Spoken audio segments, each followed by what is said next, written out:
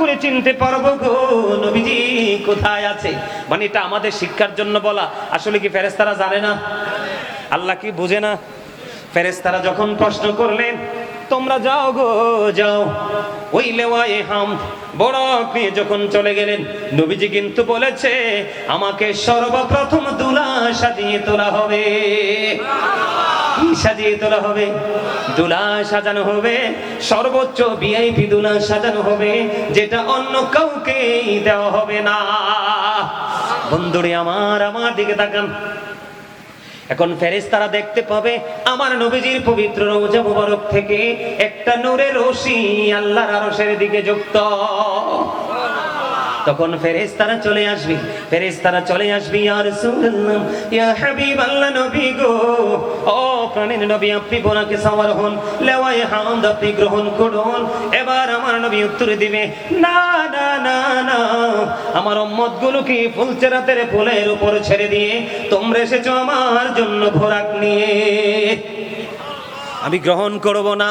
এবার ওই ফেরেশতারা বলবে, ইয়া রাসূলুল্লাহ, নবী গো, এখনো তো পুনরুত্থানের সিংহা বাজানো হয়নি, কেমন করে গো আপনার উম্মতগুলোকে আমরা ফুলচেরাতের ফুলের উপর ছেড়ে দিয়ে আসবো?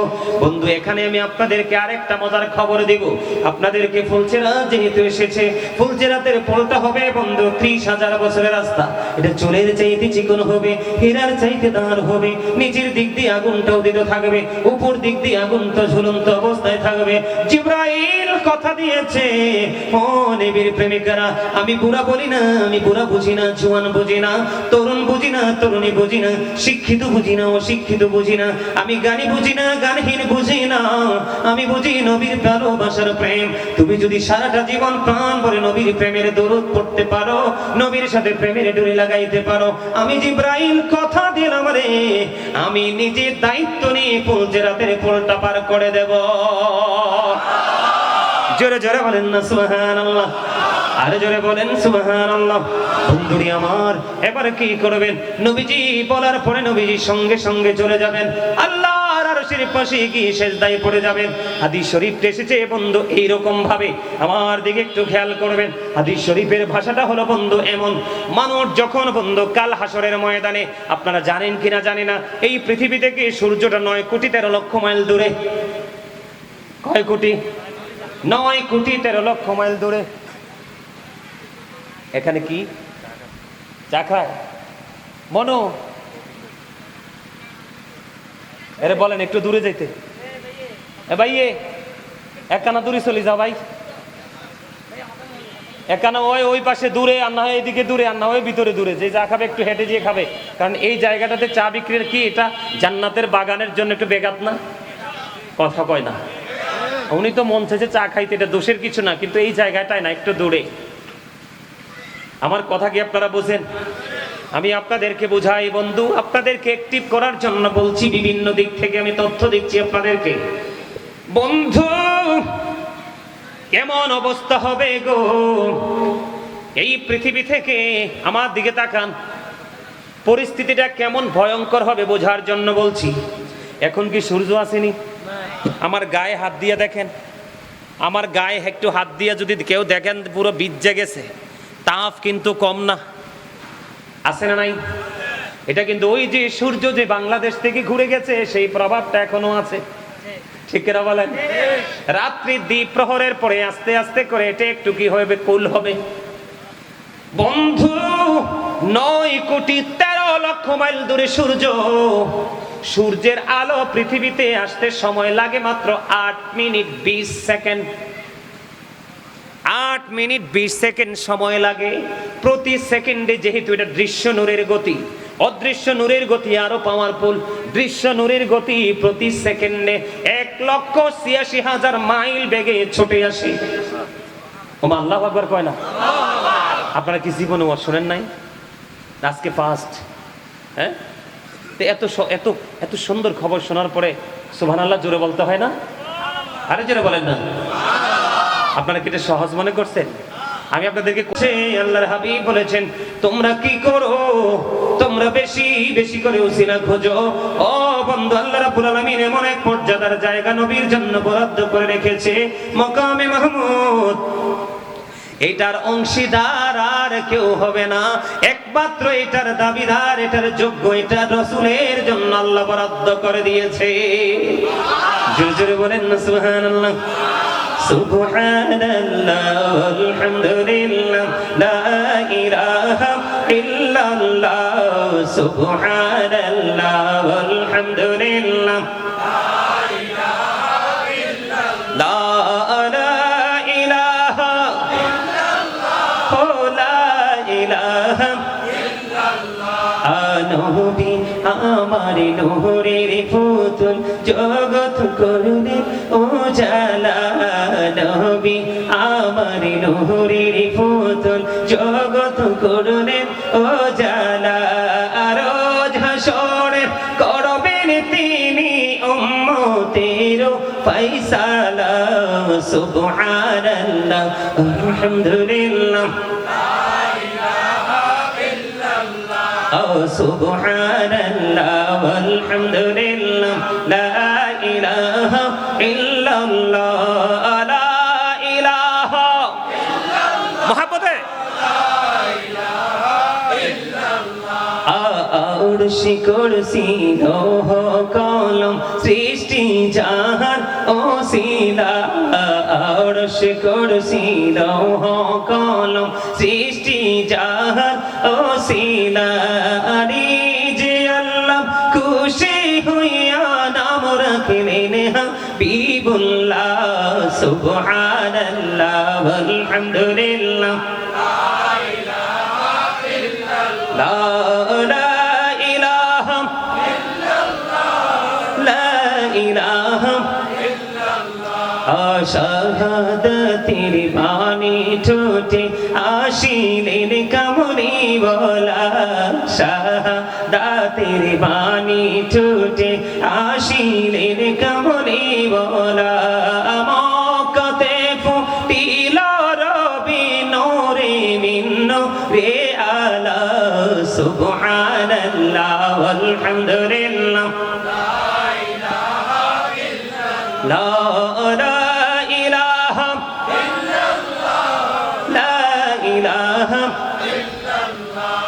নামের সাথে নাম মিশাইয়া যারে আল্লাহ পাঠাইলা, নামের সাথে নাম মিশাইয়া যারে আল্লাহ পাঠাইলা, যে আল্লাহ দুস্ত বলে তাহার প্রেমে মজিলা।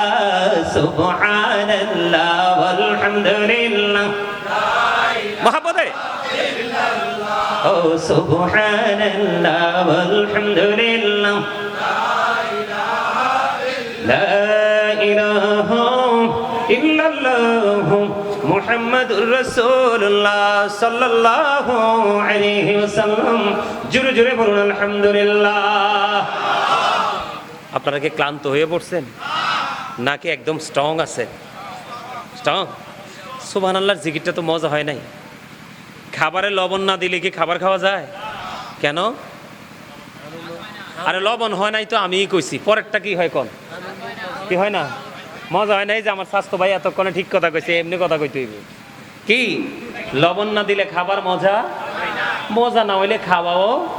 কারণ এইটা যেই বাটপারের বাটপার, এটা অনেক বড় টাউট। আরে বাপ রে বাপ, কি লাইলেও কাজ হবে না, মজা না লাগলে ক্রসিং করবে না, টাউট করে দিব।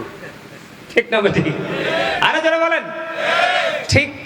লবণ ছাড়া যেমনি খাবার খাওয়া যায় না, কারণ লবণ না দিলে স্বাদ হয় না, ঠিক তেমনি ভাবে প্রেম ছাড়া কখনোই আমল মজা লাগবে না। আর আমল যতক্ষণ মজা না লাগবে আপনাকে কেউ আমলের দিকে ঢুকাইতে পারবে না। এই জন্য আমলের আগে প্রেমের বাজারে আসেন। কোথায় আসেন? আরে যারা বলেন আশারায়ে মুবাশশারা 10 জন যে জান্নাতের খবর পাইছে, এই জান্নাতের 10 জন খবর পাইছে, এর মধ্যে প্রথম আবু বকর। আরে যারা বলেন ঠিক না ঠিক? আরে যারা বলেন সেকেন্ড কে? ওমর। থার্ড কে? হযরত উসমান। ঠিক না বেশি? এরপরে চতুর্থ নম্বরে কে? হযরত আলী। আমি একটা গজল লিখেছি বন্ধু, আমি কিন্তু একজন রাইটার, অনেক লিখেছি। কয়দিন পরে দেখবেন হয়তো আগামী 2-1 মাসের মধ্যে আমার লেখা কিতাব বের হবে ইনশাআল্লাহ। আলহামদুলিল্লাহ কয় না? আরো জোরে কইতাম না একটু, আপনারা গাইবেন নি আমার সাথে? গাওয়াও লাগবে, হাদিয়াও দেয়া লাগবে।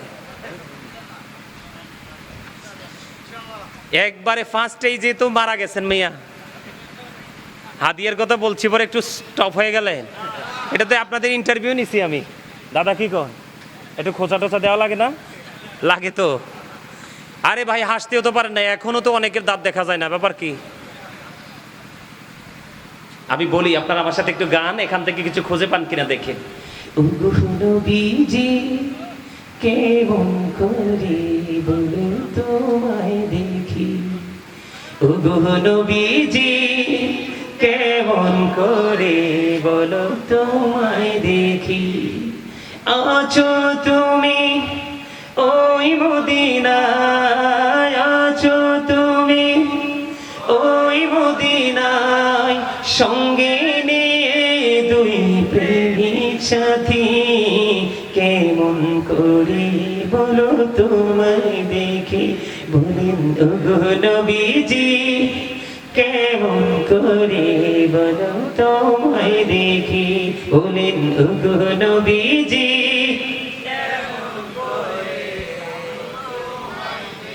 আমি 2-3 বার করে বারবার এই জন্য এটাকে রিপ্লাই করছি যেন আপনাদের বলতে সহজ হয়। আপনারা মৌমাছি যখন গুনগুন করে মধু আহরণ করতে যায় তখনকার শব্দটা কি শোনেন? এটার মধ্যে কি বিন্দু পরিমাণ কোনো 19-20 আছে? এটার মধ্যে কি কোনো ডিস্টেন্স করার সুযোগ আছে? একেবারে সমন্বয় করে তারা কি করে যায়, আসে, গুনগুন করে যায়। আর এই গুনগুন হলো নবীর প্রেমের দুরূদ। এই কারণে মনে রাখেন, আজকে একটা ওয়াজ শুনে রাখেন।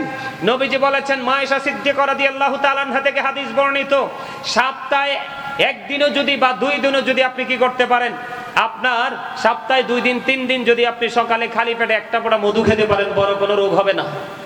কালো জিরা খেতে পারেন, কোনো রোগ হবে না। কিন্তু এখন কৃত্রিম পদ্ধতিতে মধু বের করা হয়, এই মধুতে কোনো শেফা নেই। যেটা অরিজিনাল ন্যাচারাল ভাষা থেকে ভাঙা হয় সেটা হলো মধু। কারণ মধু হয় তখন যখন মৌমাছির জবানে নবীজির দুরূদের মাধ্যমে এটা আনা হয়, তখন। জোরে বলেন ঠিক না ঠিক? কথা কি বলছেন? আমার সাথে গান সবাই মৌমাছির মতো গুনগুন করি। নবীজি কেমন করে বলো তোমায় দেখি, বলেন ওগো নবীজি কেমন করে বলো তোমায় দেখি, আছো তুমি ওই মদিনায়, আছো তুমি ওই মদিনায়, সঙ্গে নিয়ে দুই প্রেমিক সাথী, কেমন করে বলো তোমায় দেখি, বলেন ওগো নবীজি কেমন করে বলো তোমায় দেখি, আছো তুমি ওই মদিনায়, আছো তুমি ওই মদিনায়, সঙ্গে নিয়ে দুই প্রেমিক সাথী, কেমন করে বলো তোমায় দেখি, দেখার আশা আমার মনে পুষে রেখেছি যতন করে, বলেন দেখার আশা আমার মনে পুষে রেখেছি যতন করে, পাই যদি গো নবী তোমার দিদার, শীতল হবে মোর দুটি আখি, কেমন করে বলো তোমায় দেখে, বলেন ওগো নবীজি কেমন করে বলো তোমায় দেখে। মারহাবা, মোটামুটি সুন্দর হয়েছে না? হ্যাঁ, আরেকটু সুন্দর করতে হবে। আপনারা চাইলে আমি মাঝে মাঝে আরো গজল গাইবো, অনেক লিখেছি। আল্লাহর মদিনাওয়ালার নেগায় আল্লাহ কলম ধরার ক্ষমতা দিয়েছে। আমিন বলেন, আরো যারা বলেন আমিন। আর একটা গাইবো, একটু খাইবো, বেশি না কিন্তু, পরে আবার আলোচনা ঢুকবো, শুনবেন তো? পারলে আমার সাথে গাইবেন। ওই গজলটা লিখেছিলাম রাত্র প্রায় 2টা থেকে 2:30। হঠাৎ করে ঘুম ভাঙলো, আমার হৃদয়ে সেই প্রেমের উত্তাল ঢেউ শুরু হলো। তাৎক্ষণিকভাবে খাতা কলম নিলাম, এই বসাতেই গজলটা লেখা কমপ্লিট করেছি। আমার লেখা শেষে দেখলাম আমার 2 চোখ দিয়ে পানি, বালিশ ভিজে গেছে। এই গজলটা যখন আমি লিখেছিলাম, আমি এত বেশি আবেগ আপ্লুত হয়েছিলাম, আমি এই মুহূর্তটা কাউকে বলে বোঝাতে পারবো না। এই তো যে সুন্দর নূর নবীজি, নামটি মধুমাখা, তুমি ছাড়া শূন্য জীবন, আমি যে বড় একা। বলেন এই তো যে সুন্দর নূর নবীজি, নামটি মধুমাখা, তুমি ছাড়া শূন্য জীবন, আমি যে বড় একা। পথচে আছি আমি, বলেন পথচে আছি আমি, কবে দিবা দেখা। এত যে সুন্দর নূর নবীজি, নামটি মধুমাখা, প্রেমিকী ছিলেন হাবুসির বেলাল, চেহারা তার কালো। প্রেমিকী ছিলেন হাবুসির বেলাল, চেহারা তার কালো। হৃদয় জোরে ছিল গো রাসূল, তোমার প্রেমের আলো।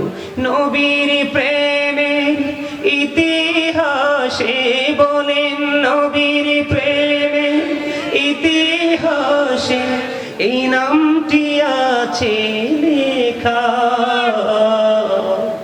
এত যে সুন্দর নূর নবীজি, নামটি মধুমাখা। মারহাবা। এই গজলটা আমি লিখেছিলাম কাঁদতে কাঁদতে, কারণ আমি তো নবীর উম্মত দাবি করি। আমি কতটুকু প্রেম করতে পেরেছি। হযরত বেলালকে নবীজি প্রশ্ন করলেন, বেলাল এখনো পৃথিবীতে? নবীজি মেরাজে গেছেন। নবীজি মেরাজে যাওয়ার পরে জান্নাতের মধ্যে নজর দিয়ে দেখলেন একটা কদমের ছাপ দেখা যায়। কোন কোন রাওয়ায়াত এসেছে বেলালের কদমের শব্দ নবীজি শুনতে পেয়েছেন। নবীজি হযরতে বেলালকে প্রশ্ন করলেন, বেলাল রে, আমি জান্নাতে গিয়ে তোমার কদমের ছাপ